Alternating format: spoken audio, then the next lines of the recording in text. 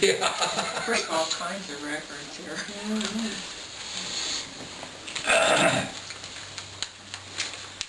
Thus have I heard on one occasion the Blessed One was among the Kurus. There was a market town there called Kasasadama. The Venerable Ananda came to the Buddha, saluted him, sat down at one side, and said, before I get going too much further, this isn't Bhikkhu's Bodhi's language. This is going to be a little bit different. This was translated by Maurice Walsh. It is wonderful, Lord. It is marvelous how profound the dependent origination is and how profound it appears, and yet it appears to me as clear as clear. Now, a little bit of background. Right after Ananda became a monk, he became a Sotapanna. And he was a Sotapanna for 20 years without the fruition. He just had the path knowledge. And then one day he was sitting in meditation and got the fruition knowledge. And that's why he's saying this, that it's as clear as clear. Do not say that, Ananda, do not say that. This dependent origination is profound and appears profound. It is through not understanding, not penetrating this Dhamma, that this generation has become tangled like a ball of string, covered as with a blight, tangled like coarse grass, unable to pass beyond states of woe, the ill destiny, ruin, and the round of death and birth. If, Ananda, you are asked, has aging and death a condition for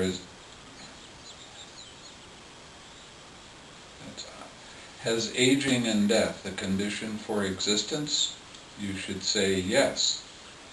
If asked what condition aging and death, you should answer aging and death is conditioned by birth. What conditions birth?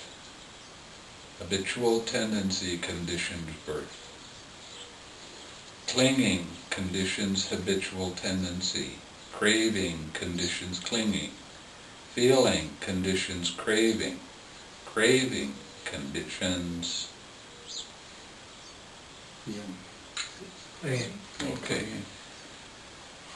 Contact conditions Craving. feeling. Mentality, materiality conditions.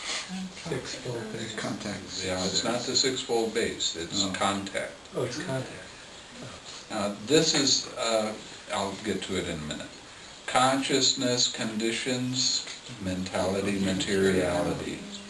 If asked, has consciousness a condition for its existence, you should say yes. If asked what conditions consciousness, you should say mentality, materiality conditions consciousness. Now this only has 9 links in it, not 12. One of the things that he took out of this was the sixfold base. He took out formations, and then he took out ignorance. Thus, Ananda, mentality, materiality conditions consciousness, and consciousness conditions mentality, materiality. Mentality and materiality conditions contact. Contact conditions feeling. Feeling conditions Craving. craving conditions. Clinging. Clinging conditions. Habitual tendency. Habitual tendency conditions. Birth. Birth conditions. Aging and death. Sorrow, lamentation, pain, grief, and despair. Thus, this whole mass of suffering comes into existence. I have said birth, conditions, aging, and death. And this is the way that it should be understood. If, Ananda, there were no birth at all anywhere of anybody or anything, of devas to the deva state, and it goes through the yakas and the hungry ghosts, the humans, the quadrupeds, the birds, the reptile states. Didn't mention fish. That's odd. If there were absolutely no birth at all of all these beings, then with the absence of all birth, the cessation of birth, could aging and death appear? No, Venerable Sir. Therefore, Ananda, just this is the root, the cause, the origin, and the condition for aging and death, namely birth. I have said habitual tendency conditions birth. If there were absolutely no habitual tendency in the world of sense desires, would birth appear? No, Venerable Sir. Therefore, just this is the condition of birth, namely habitual tendency. Clinging conditions habitual tendency. If there were absolutely no clinging, sensuous clinging, clinging to views, to rites and rituals, to personality belief, could habitual tendency arise? No, Venerable Sir. Craving conditions clinging. If there were absolutely no craving for sight, sound, smells, taste, touch, tangibles, mind objects, could clinging appear? No, Venerable Sir. How much relief is there in that? Feeling conditions craving. If there were absolutely no feeling, feeling born of eye contact, ear contact, nose contact, tongue contact, body contact, and mind contact, in the absence of all feeling, with the cessation of feeling, could craving appear? No, Venerable Sir. Therefore, Ananda, just this is the root, the cause, the origin, the condition for craving, namely feeling. And so, Ananda, feeling conditions craving, craving conditions seeking, seeking conditions acquisition, acquisition conditions decision-making, decision-making conditions lustful desire, lustful desire conditions attachment, attachment conditions appropriation, appropriation conditions avarice, avarice conditions guarding of possessions, and because of guarding of possessions, there arise the taking up of stick, sword, quarrels, disputes, arguments, strife, abuse, lying, and all other evil, unskillful states. I have said, do you want to go over that again? Yes. I thought so. He doesn't have bank values in there. I have a question here. We have a quick question. Bhante? also. Yeah. I just wanted to know, what does avarice mean? Greed, isn't it? Greed. This was an Englishman. Cut them some slack with their language. Okay, therefore, Ananda, just this is the root, the cause, the origin, the condition for craving, namely feeling. And so, Ananda, feeling conditions craving, craving conditions seeking, looking for. Seeking conditions acquisitions, acquisition conditions decision-making, Decision-making conditions lustful desire. Lustful desire conditions attachment.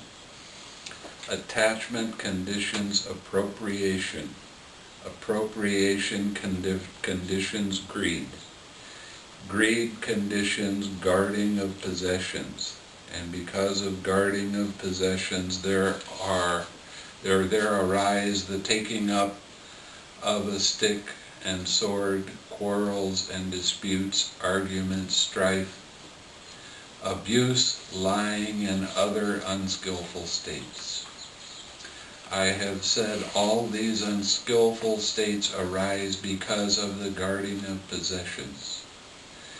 If there were absolutely no guarding of possessions, would there be any taking up of swords or sticks? No. Therefore, Ananda, the guarding of possessions is the root, the cause, the origin, the condition for all these evil, unskillful states. I have said greed conditions the guarding of possessions. Appropriation conditions greed. Attachment conditions appropriation. Lustful desire conditions attachment. Decision-making conditions lustful desire. Acquisition conditions decision-making. Seeking conditions acquisition. I have said craving conditions seeking. If there were no craving, would there be any seeking? No. Therefore, Ananda, craving is the root, the cause, the origin, and condition for all seeking. Okay, so I'm gonna reread a little bit of this again. Yes. Feeling conditions craving. Craving conditions seeking. Seeking conditions acquisition. Acquisition conditions decision-making. Decision-making conditions lustful desire. Lustful desire conditions attachment. Attachment conditions appropriation. Appropriation conditions greed. Greed conditions guarding of possessions. And because of the guarding of possessions, there arise the taking up of stick and sword, quarrels, disputes, arguments, strife, abuse, lying, and other unskillful states. I have said all these unskillful states arise because of guarding of possessions. For if there were absolutely no guarding of possessions, would there be the taking up of stick and sword? No, Venerable Sir, but therefore, Ananda, the guarding of possessions is the root, the cause, the origin, the condition for all of these evil, unwholesome states. I have said greed conditions the guarding of possessions. Appropriation conditions greed. Attachment conditions appropriation. Lustful desire conditions attachment. Decision-making conditions lustful desire. Acquisition conditions decision-making. Seeking conditions acquisition. I have said craving conditions seeking. If there were no craving, would there be any seeking? No. Therefore, Ananda, craving is the root, the cause, the origin, the condition for all seeking. Thus, these two things become united in one by feeling. I have said contact conditions feeling. Therefore, contact is the root, the cause, the origin, the condition for feeling. Mentality, materiality conditions contact. By whatever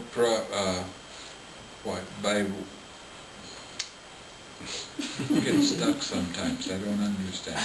By whatever properties, features, signs, or indications of the mind factor is conceived of, would there, in the absence of such properties pertaining to the mind factor, be manifest any grasping at the idea of the body factor?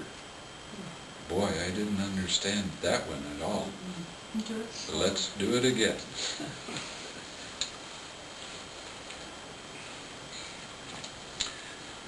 Mentality, materiality, conditions, contact. By whatever properties, features, signs, or indications the mind factor is conceived of, would there be, in the absence of such properties pertaining to the mind factor, be manifest any grasping at the idea of a body factor? No. Mind and body can't be, mentality, materiality can't be really separated. No. This is one of the things that was a major sticking point during the time of the Buddha, because of practicing absorption concentration. Mind gets stuck just on one mental object, and you don't notice body anymore. When the Buddha came along and said that they were attached, they were concomitant, conjoined. That's an easier word. Yeah. That they were joined together and you can't separate them. This was a major sticking point. Because the Brahmins, they were just into developing mind. That's right. Advaita. Wasn't Yes. it the Advaita? Yeah. That's Yeah. why I suffered so much with my husband. Yeah. In the Advaita. That is a suffering point, I I tell guarantee. you. Totally denying the materiality there. Yeah. Don't recognize it at all. And that's really amazing, because you can't have mind without body. That's right. Doesn't work. The most simple things they couldn't get.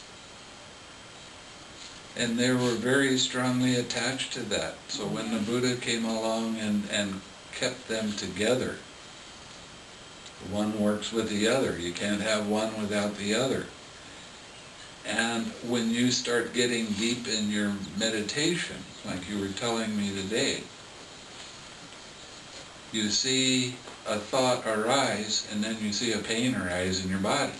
Mm-hmm. Or you might see a pain arise in your body and 6R it, and all the thoughts let go.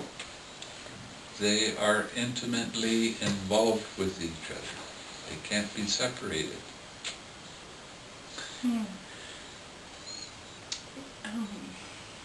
Is the Nama-Rupa connection the base for him yoking together samatha and vipassana? The base for that. Is it the ground which he tried to do that? Decided to do that, or?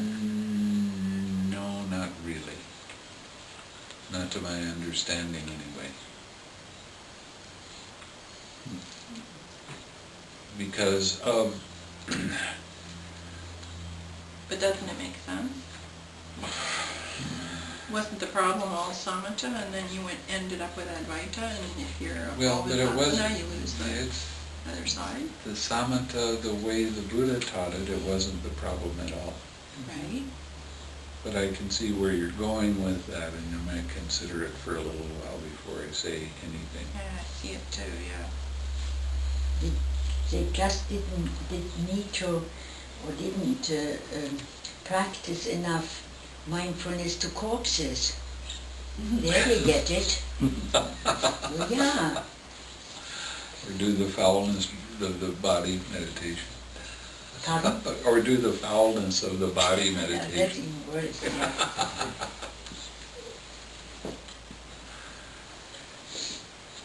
But what the Buddha did on the night of his enlightenment was add that extra step of relaxing.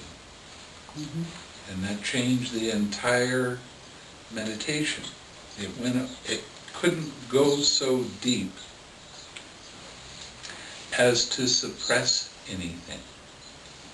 You couldn't make your attention stay just on one thing when you add that relaxed step. It's like you don't have the relaxed step, your mind just points and just stays on that point. When you add the relaxed step, what you do is you start broadening your horizons, as it were. You start developing peripheral vision. So you can see when hindrance start to arise and you can let it go. You can see all of these things. The thing that really draws me to Buddhism is the absolute lack of suppression of anything.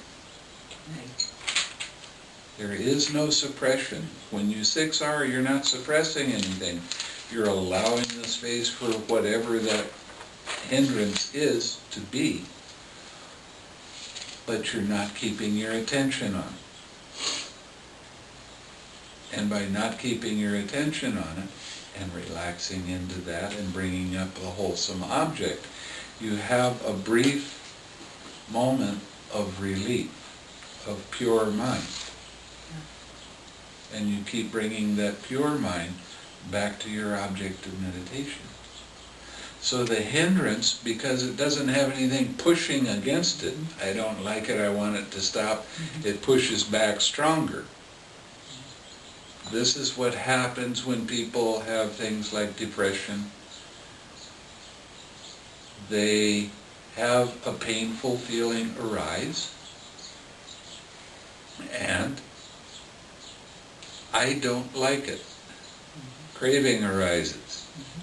And then your story about why you don't like it, and your habitual tendency of always trying to think the feeling away.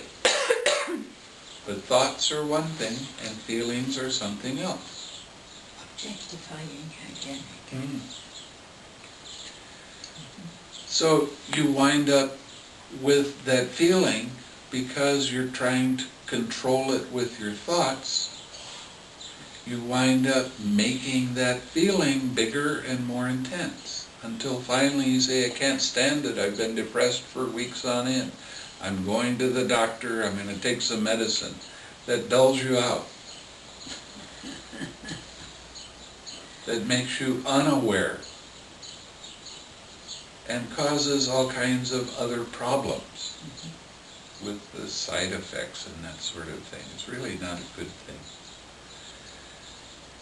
So when you start practicing by adding that extra step of relaxing, you're not trying to control the feeling.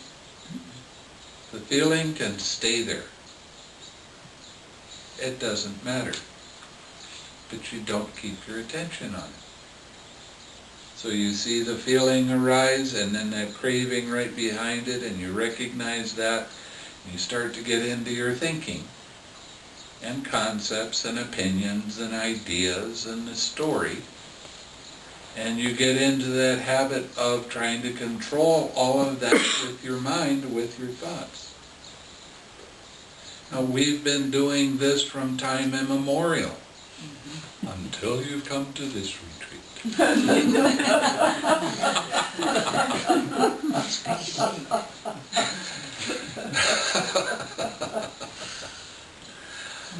Until the Buddha came around to show us that there is no separation between mind and body. Mind and? Body. Yeah. And you need to be able to recognize what's happening in both.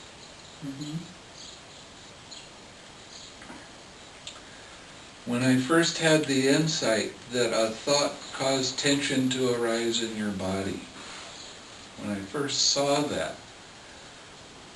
that was such an oh wow. It was just, I couldn't believe it. I'd see a thought start to arise, and I'd see a tension somewhere in my body. Wow. Or I would do something, I'd do a little owie of some sort, and all of a sudden the thought's there. It was amazing to see that. Okay, I'll go on here. I'm going to read this one over again.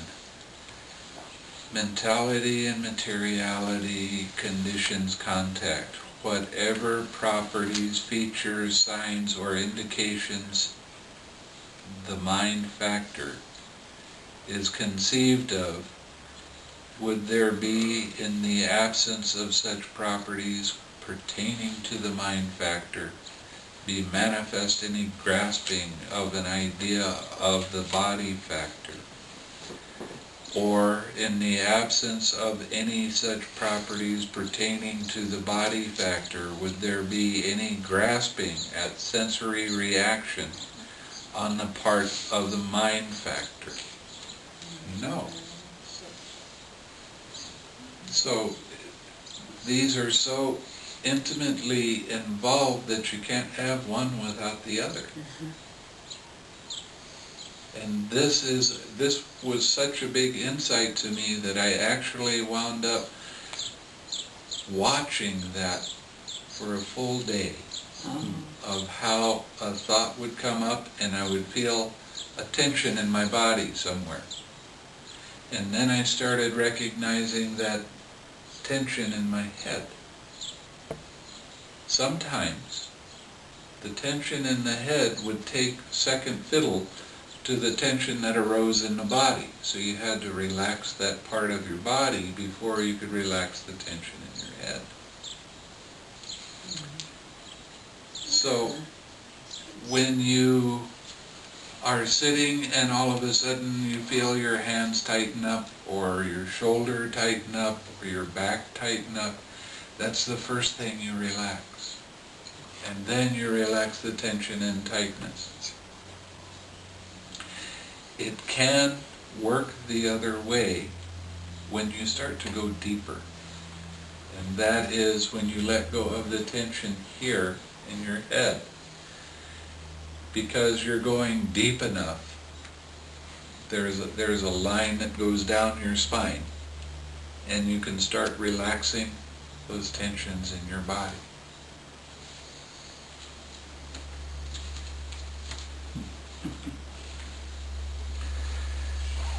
By whatever properties the mind factor and the body factor are designated, in their absence there is there manifest any grasping at the idea or sensory reaction? And the answer is absolutely no. If there's no cause for the mentality, materiality to arise, it won't arise. As you go deeper in your meditation and you start to really sit with stillness, you can see these links. You can see even the potential for consciousness, but you have to have a very extraordinarily calm mind to be able to see the potential for consciousness to arise. What most people are able to see, they can see the contact. And then calm down and you start seeing the mentality, materiality, mind and body. But it's very, very difficult to see the consciousness, the potential. Concentration, so-called mindfulness or attentiveness has to be very subtle. It is, yes. Enormously to see that. That's why I was saying that you have to sit with a very still mind for a period of time before you would even be able to recognize anything close to this. But some of you are Otherwise, the breath is sometimes too strong or can interfere. well, this is going beyond being able to see the breath. Yes. When you get into neither perception nor non-perception, you don't notice that. That's. Yeah. But what I'm talking about now is that very, very subtle, exquisite stillness, and then being able to recognize how this arises. Yeah. And with that, you start to have a dispassion. And when you have dispassion, then, what's the next one? I can't think. Removing. No, Yes. Removing liberation. Yeah. no, it's not the liberation I'm talking Cessation, about. you're talking about Neruda. Disinterest. Disinterest. That comes before dispassion. Oh, does it? No. Yeah. Dispassion has to come first. No. Sorry. Yeah. Dispassion has to come first. I think so. I don't care if it's that way in the book. Dispassion has to come first. You become dispassionate. And then you become kind of bored with the whole process. And then when you have this disinterest, there's a letting go, there's an opening, there's almost a relief that it really doesn't matter. And with that, you get into the cessation. It doesn't matter. And then the cessation occurs. You have to have that step of it doesn't matter, or you won't be able to attain Nibbana. So as long as there's an interest, there's desire, there's movement. There's a little movement, right. And so And we're you talking- keep on, this is why this is so brilliant that the Buddha taught, because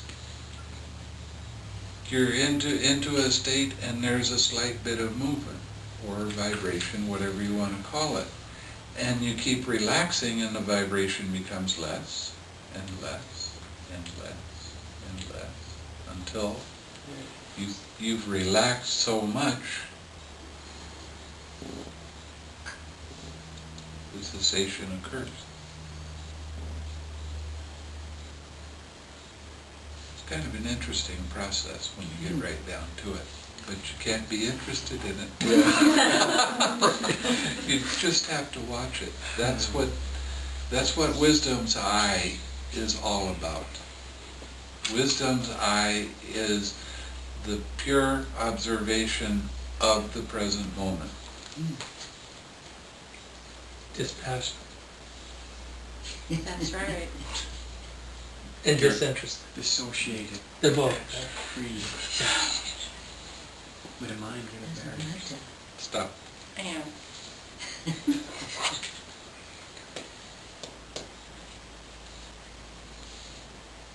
But you can't look forward to it. Okay? There has to be just this, oh, yeah, okay, there's that. And there it is again. Okay, wait, relax it again and relax it again. If there's even the slightest bit of wanting this to occur, it won't. This is why the development of wisdom's eye is so incredibly important. And every time you do the 6 R's, you are developing wisdom's eye. That's the clear observation without any distractions in it. Your mind is open, your mind is bright, your mind is very alert and agile. And you bring that mind, that wisdom's eye, to your object of meditation. This is why this particular meditation, you go through personality changes, because you're seeing how this stuff works. And you're starting to let go more and more and more. You can't have, I want it to happen today.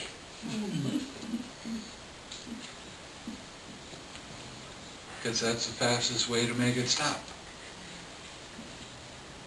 You can't have any enthusiasm to make it stop. You can't have any imbalance in your energy.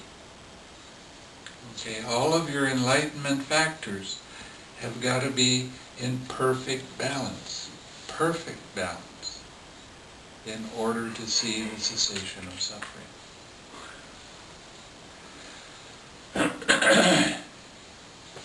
Now, some of you, I've been telling you to ask a question of what do I need to do so that my mind will be more clear, or so things will be more clear, so we can have the perfect balance.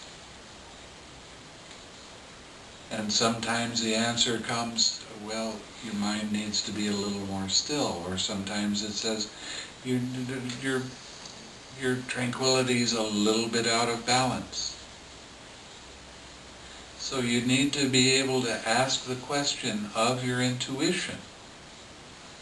What needs to happen here so that it can be more clear, so it can be more bright, so it can be more understandable?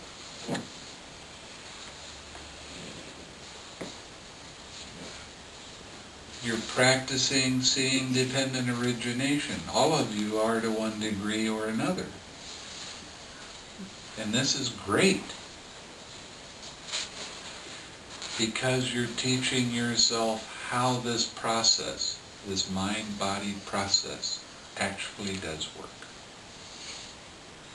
You're seeing for yourself that what the Buddha is showing us is real. You're seeing for yourself what it means to see the impersonal nature of everything that arises.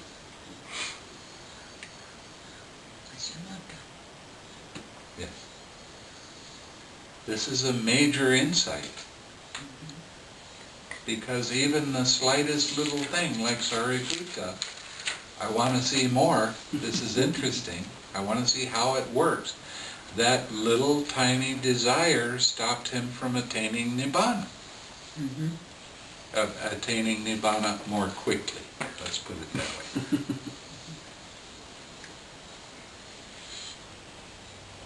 So you've been pointing your mind in the direction of Nibbana, but then you have to let it be and let it happen by itself. The whole process of the meditation is allowing. Allowing whatever to be, let it go, relax, smile, come back to your object of meditation. For some of you, your object of meditation is working with the enlightenment factors. Some of you, it's with the extreme balance of mind, with the equanimity. I mean, sitting and watching you, some of you come into the interview is absolutely brilliant. Hey, how you doing? Everything's good. What's new and exciting? Nothing.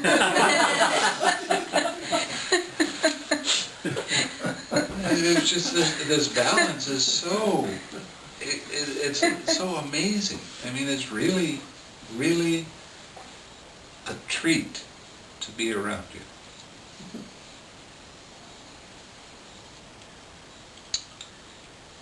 So, get back to the sutta.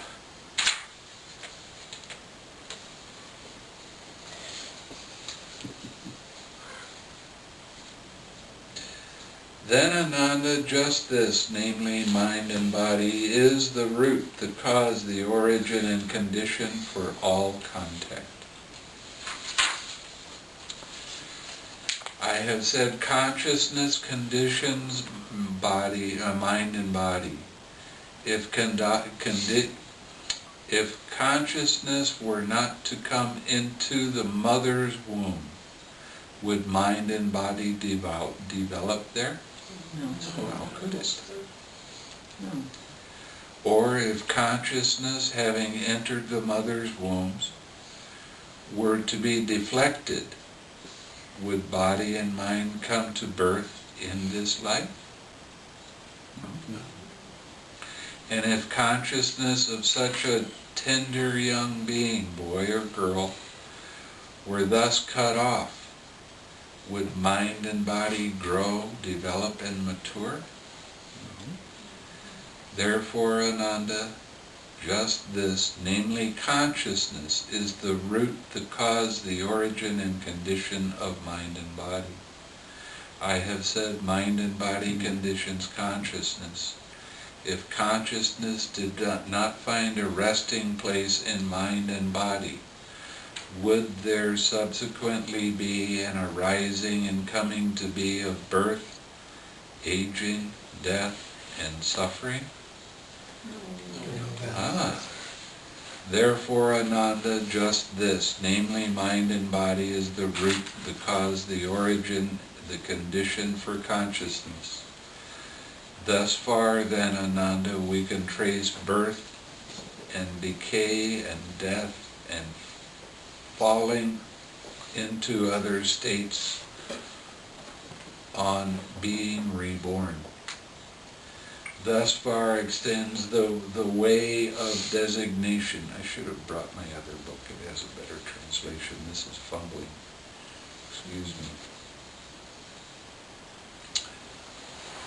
Thus far is the sphere of understanding, thus far the round goes, as far as can be discerned in this life, namely to mind and body together with consciousness. In what ways, Ananda, do people explain the nature of the self? Some declare the self to be material and limited, saying myself is material and limited. Some declare it is material and unlimited. Some declare it to be immaterial and limited. Some declare it to be immaterial and unlimited, saying myself is immaterial and unlimited. Who? Can I ask a question about this? Do they mean like, is that the Brahman idea of like Yes, free will? absolutely. Okay. But the Brahmins, they have a lot of, the Brahmin religion is not Hinduism. The Brahmin religion is Brahmanism. And Brahmanism encases a whole lot of different ideas. And some people think the self is this or the self is that, and they argue with each other and so sort of thing. And they have different disciplines to show that what they're saying is right and what somebody else says is wrong. Whoever declares the self to be material and limited considers it to be so either now or in the next world, thinking, though it is not now, I shall acquire it there. That being so, that is all we need to say about the view of the self the view of the self is material and limited. And the same applies to the other theories. So much, Ananda, for those pro-offer of explanations of the self.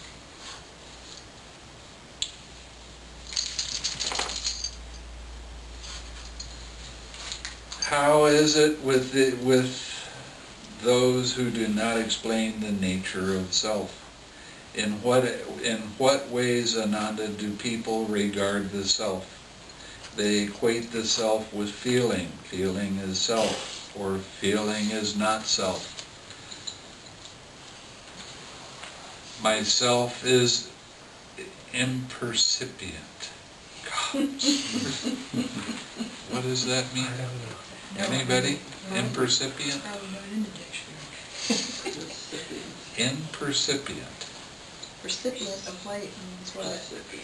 Awareness. Maybe it means not awareness. Yeah, not aware of itself. See, another thing with this book, it has all these notes that you go to and you read them and it doesn't tell you anything. I should have brought my other book, I'm sorry. Feeling is not myself, but myself is not impercipient. It is of a nature to feel. Now I'm not going to do this anymore. This is, because of the language, this is way too confusing. I will do it on another day with another translation and it will be much more clear. I have a question. Yes. Those conditions that the Buddha described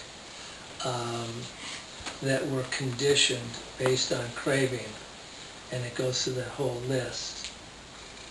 I think there were 10 or something. Oh yeah, that's where craving leads to. And that was, were those most of this sounded like they were habitual tendencies.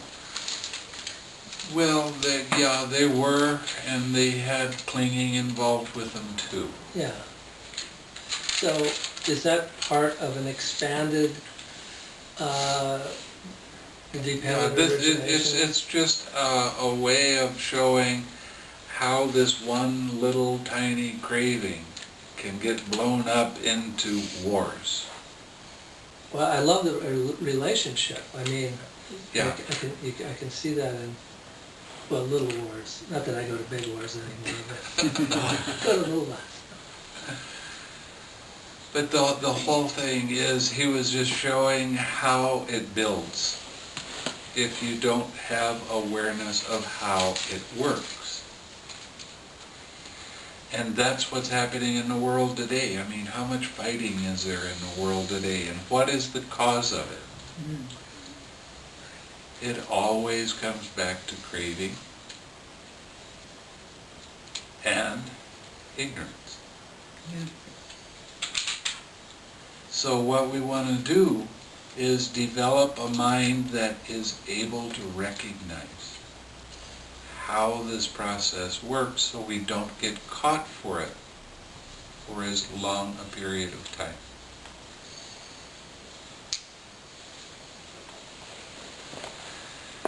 It's real important for us to be able to see in our own mind how craving works so we can recognize how it works with everybody else.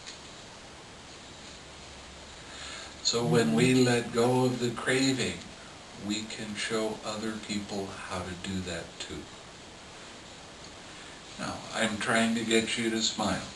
I'm trying to get you to laugh. I'm trying to get you to have fun with the retreat while you're here.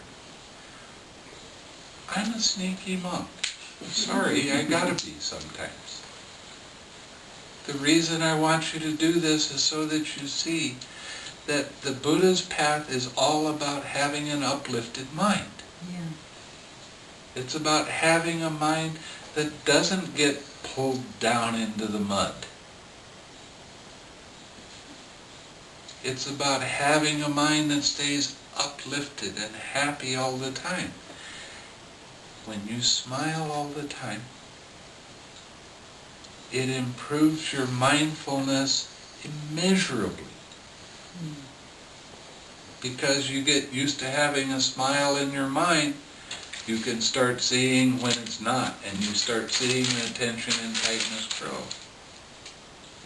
And you see more and more how you cause your own suffering. And you let it go.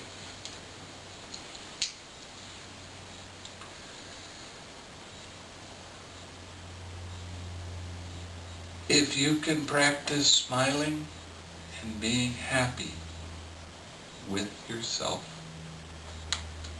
how much more will you affect the world around you? If somebody comes at you with a lot of anger or dissatisfaction, and you allow them the space to have that anger and dissatisfaction without reacting to it, acting like you always act, then you're giving that other person the space to change.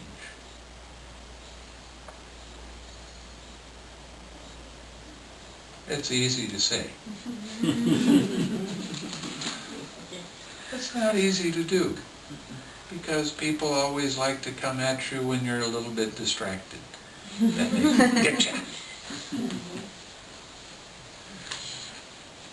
But the more you practice having this uplifted mind, the more you think and ponder on having a happy mind, the more your mind tends towards that. And when your mind tends towards having this happy mind, you feel really content with life and the suffering and the letting go of the suffering and the seeing that all of this stuff is impersonal. It's not you. It's not me. It's not mine. I am not this. And I know a lot of people want to develop having an uplifted mind, having a clear mind, having a bright mind. The more we can develop the wisdom's eye, the more content we can be with everything in life. Excuse me, sorry to interrupt. Is it the same with seeing things as they really are? Is the same thing with wisdom eye? In a way, yes. If you're seeing things as they really are, you're not being attached to them. And you're seeing that they are part of a process. So there's not the reaction to a situation. The learning how to respond means being in the present moment with a clear mind that doesn't have craving in it.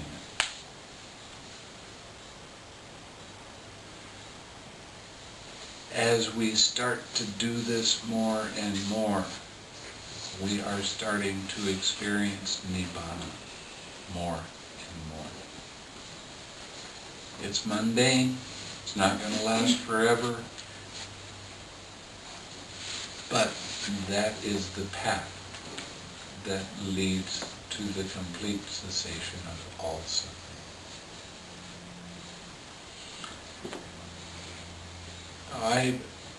I know that there, being layman and being a householder, you feel like you have responsibilities to family and whatever, and what happens if I become an arahat? Thinking that that would not be necessarily a good thing. But you would find out what true compassion is when you become an arahat. The whole rest of your life will be spent showing other people how to be happy.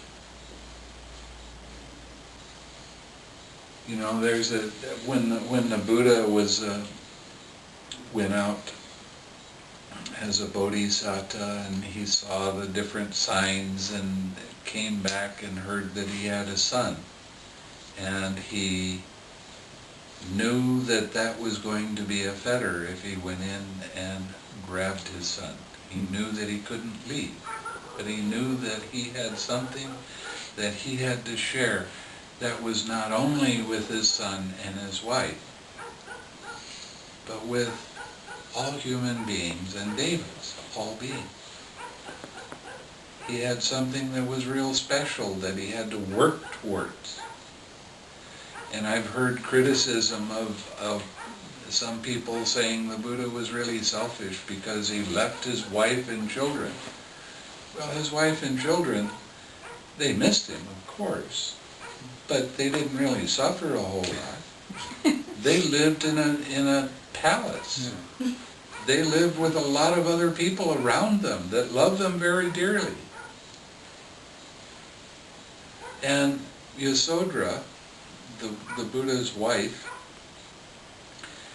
she heard that the Buddha or the Bodhisattva was doing a particular kind of austerity practice, and she started practicing it the way he was practicing it. She heard that he was taking on the yellow robes, so she took off all of her jewelry and she took on the yellow robes. She heard that he was cutting down on the amount of food he was eating because that led to enlightenment. She tried the same thing. Not to such a degree, but she was aware of what he was doing all the time. She wasn't upset. Of course, she missed him, but she wasn't so mad that she was going to do something bad.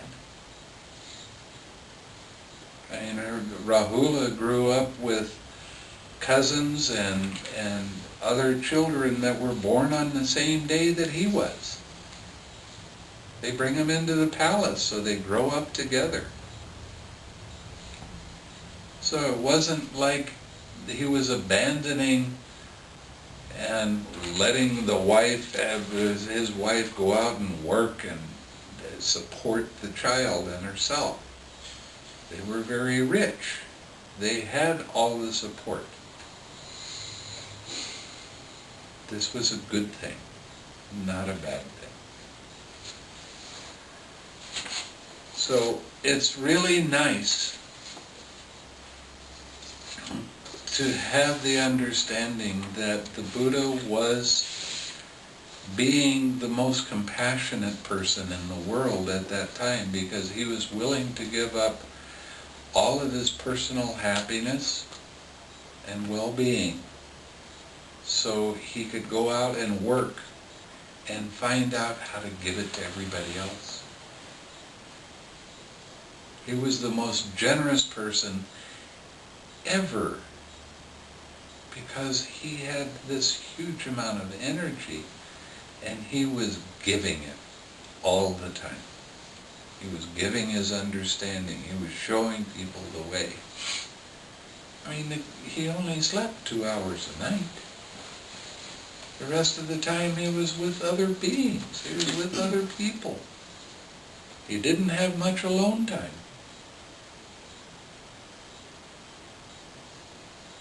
Now that's the height of compassion. And all of the people that learned how to become arahats, they had that same kind of compassion. It wasn't quite as big, but it was the same kind. And they went out and they started teaching everybody else. How do you think India at the time became Buddhist? It wasn't just from the Buddha. It was because all of the arahats went out and selflessly showed other people how to have an uplifted mind. to have a happy mind. There was extreme prosperity in the land because of that. I mean, now you consider yourself rich when you have this much money in the bank. Being rich during the time of the Buddha, because he was so much into teaching people generosity, you weren't measured, your wealth wasn't measured by how much you could hoard, it was by how much you could give.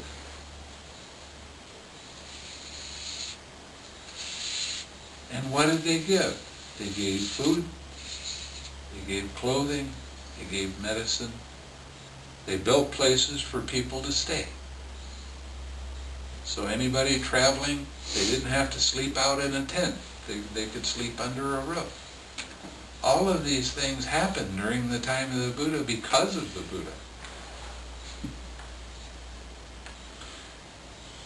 It's a lot different than things are right now. So what we want to do is begin to practice our generosity. And you practice your generosity by giving of yourself. You give kind speech, uplifting speech, speech that makes other people smile. You give your energy to help other people in whatever way you can. You continually see another person and they remind you to send loving and kind thoughts not only to them, but to everybody in the world. That's what that one sutta is all about. Develop your mind in this way.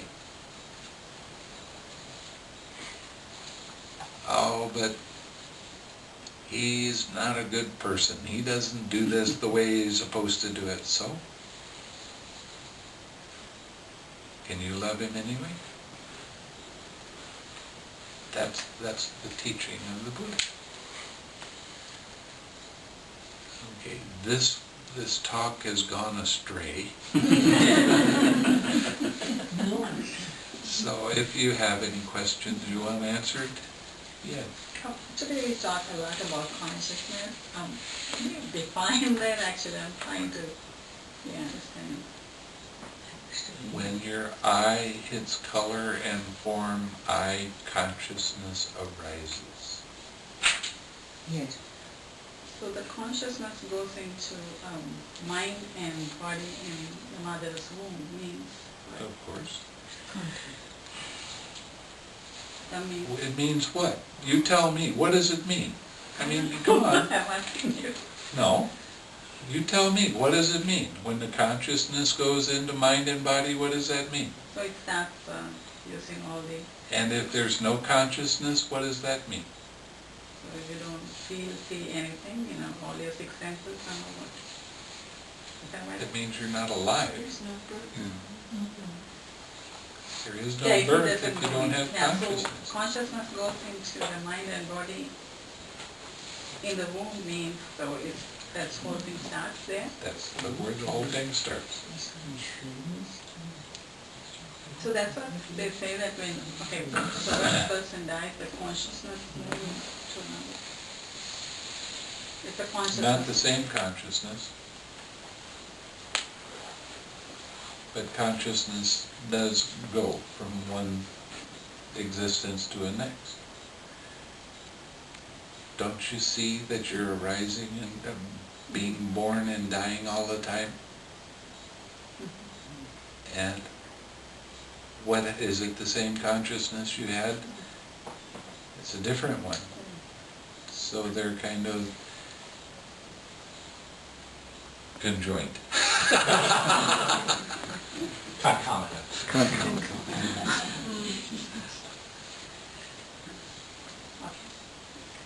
There is no there's no gap between that, right? Is there a gap for you? I don't think so. You're continually being born and dying. Is there a gap? No. Of course there is. They're separate, individual What do you mean? consciousnesses arising and passing away. What I mean, Gary, this go and do something and that kind of get what I have no idea what that just meant. Well, you're talking about two different things. You're talking about being born, dying and being born, and the consciousness leaving and consciousness coming into another being. But he's also talking to you about moment to moment, birth, death, birth, death, birth, death. Consciousness is moving like that, see? And then Chitra, he's also talking about the same thing. Okay, your question was about birth and death. No, your question was, what is consciousness? Yeah. What is it? But- You tell me. You know. What is I it? just want- What is it? I mean, if it is eye, like the color and the contact, so then the consciousness, right? So What is that consciousness?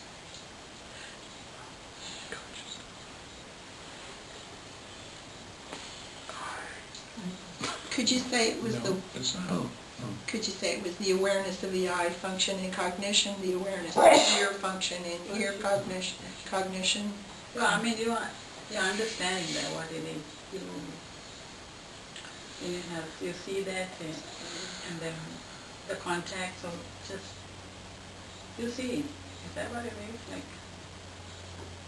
Consciousness is conditioned by the certain things, what mentality? by what arises.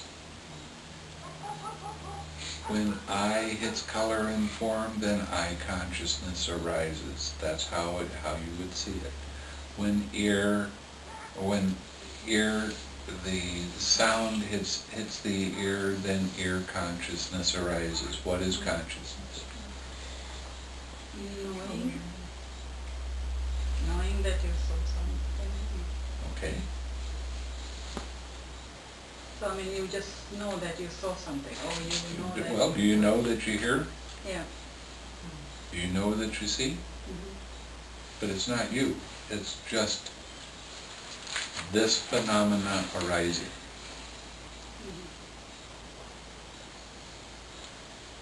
Oh, but I say I see, but. Well, but we have to talk about it. Yeah. I mean, instead of the Buddha saying I, he said the Tathagata, but he's really meaning I. Because you got to be able to communicate. Yeah. Yeah. And this is possible because the five aggregates come together and that interaction is consciousness comes into being.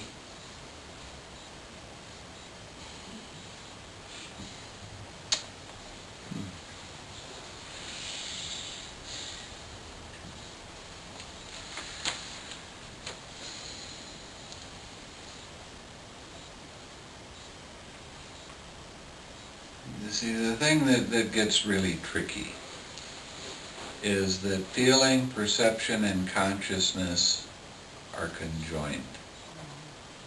So when you're saying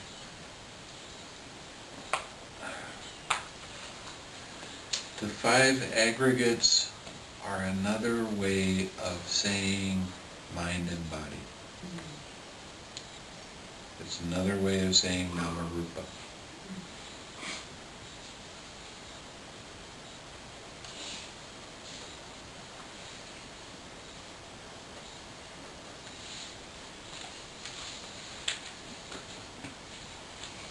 When eye hits color and form, eye consciousness arises.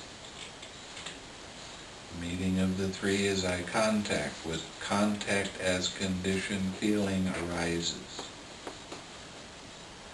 Now you have the perception and feeling and consciousness all together.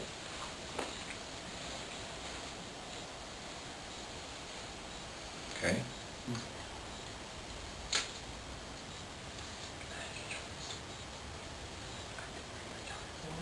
question, Bhante. I remember one of the sutras said, what is consciousness? Because cognize. It cognizes. That's the function of consciousness. It cognizes. It cognizes. What does it cognize? So pain. We No. cognize feelings, painful feelings. No? I do not think it is cognizing the feeling, but one of the sutta, I don't remember, it says something.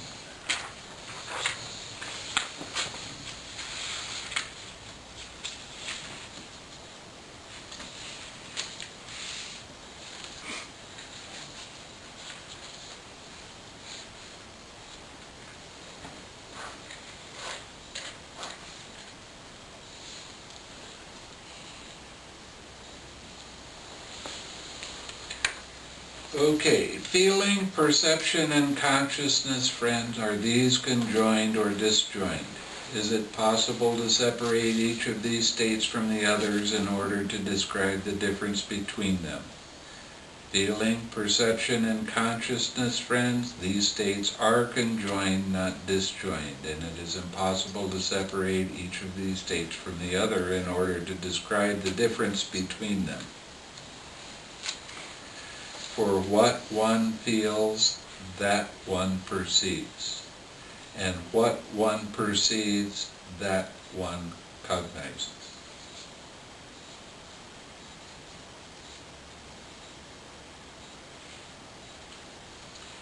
Can't do it separately. That's the problem with this. It gets really tricky. Yes, but is it just before Okay, what does it cognize? It cognizes this is pleasant, this is painful. It cognizes this is neither painful nor pleasant. It cognizes. That's why consciousness is said. Wisdom and consciousness, friend, are these conjoined or disjoined? Wisdom and consciousness, friend, these states are conjoined, not disjoined. And it is impossible to separate each of these states from the other in order to describe the difference. So then the question comes up, what is the difference? Here is the answer. These states that are conjoined, not just disjoined, this is consciousness is to be developed and wisdom is to be developed and consciousness is to be fully understood. What is consciousness? Come on. You know the answer. I'm not going to tell you. What is consciousness? You know the function of it. You know how it works. What is it? That is, okay, if it is I, that's all mine. If it is I, you're seeing that. You see the contact, the color and the formation, you see, that creates the consciousness. And What is it? see, I don't know how to say that. It's Knowing that you see, because you just finished proving. Consciousness Knowing. cognizes. What is that? Aware of it. It's kind of like You become conceptual. aware of it. Yeah. But aware is kind of a weird word to use because there's so many different definitions these days of it. Okay. Doesn't it work better? So than what I hear in the question is confusing though. So there's a whole business of consciousness arising in contact. Yeah, but I'm trying to get her to answer her own question of what is consciousness. No. Well, and there's also, when I talk about consciousness coming into a body in order for the rebirth, which sounds like it's talking about something else, always the same word. Yeah, exactly. That's Yeah. kind of, when it comes to consciousness, eye consciousness, mind consciousness, that part I understand. Okay, somebody touched you, so then you're conscious. You're conscious. That's you're feeling, right? If somebody touched you, but what if the consciousness goes into a big Potential. Well, because it's one cell, right? Permission. It's just, it's not a body, say. One piece of DNA. It's the potential that comes into the body. The potential of consciousness. So you can say that consciousness is there, but it's actually the potential because there's no awareness at that time. That's why awareness is such a difficult word.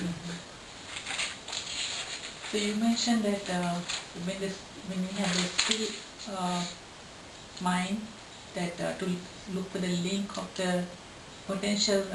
You can possibly be able to see that potential, but it takes a very, very still mind. So it's the same thing, like it can be mind, I. Well, it's the potential.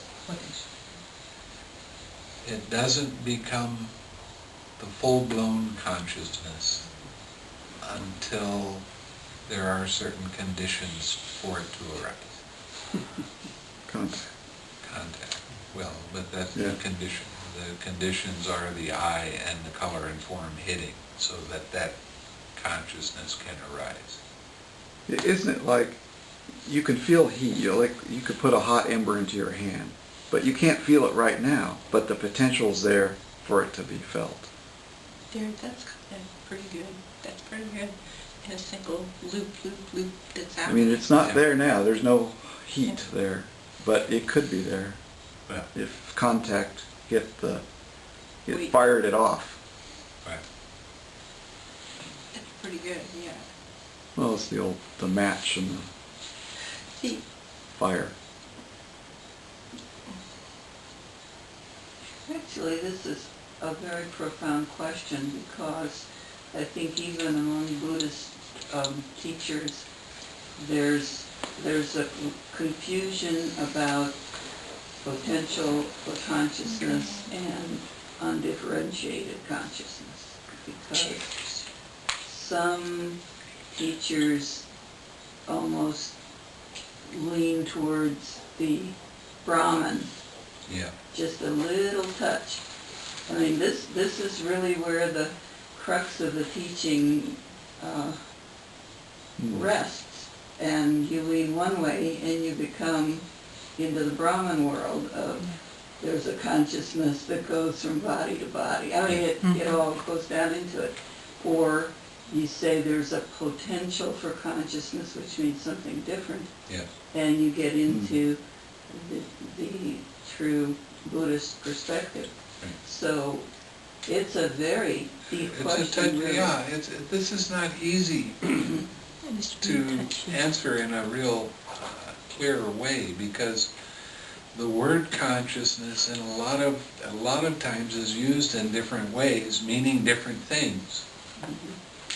But when we get right down to it, what is consciousness? We know the function of it, and we know how it arises. But what is it?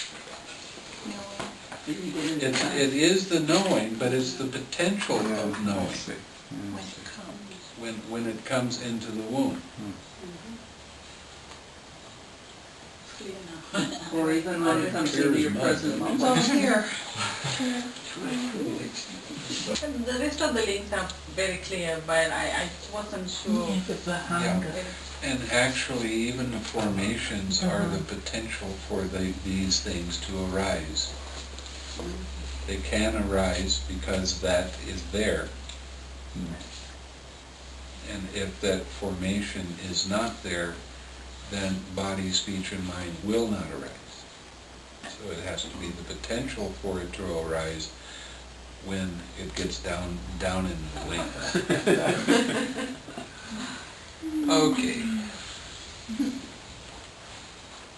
So, anybody have any other lightweight questions? Great potential here. Let's share some merit. May suffering ones be suffering free, and the fearless be. May the grieving shed all grief, and may all beings find relief. May all beings share this merit that we have thus acquired for the acquisition of all kinds of happiness. May beings inhabiting space and earth, devas and nagas of mighty power, share this merit of ours. May they long protect the Buddhist dispensation. Sadhu, sadhu, sadhu.